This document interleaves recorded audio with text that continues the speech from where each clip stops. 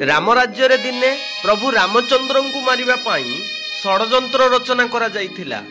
केवल भाई भाई संपत्ति भाग पाई। प्रभु रामचंद्र बड़ भाई थिले, सेथिपाई समस्त भाई को समान अधिकार देइथिले। दोषी को दंड, निर्दोषी को न्याय राम राज्य मिलुथिला। द्वापर रे जेतेबेले कौरव पक्षर बड़ भाई दुर्योधन हेला, सेतेबेले पांडव पांच भाई ज्येष्ठ युधिष्ठिर को मारिबा पाई दुर्योधन षडयंत्र निजे रचना करुथिला। जेउ रचना रे भाई भाई को मारिबा पाई प्रतिशोध परायण हेला। शेषरे सही संपत्तिर अधिकार पाई युद्ध रे भाई भाई को मारिला।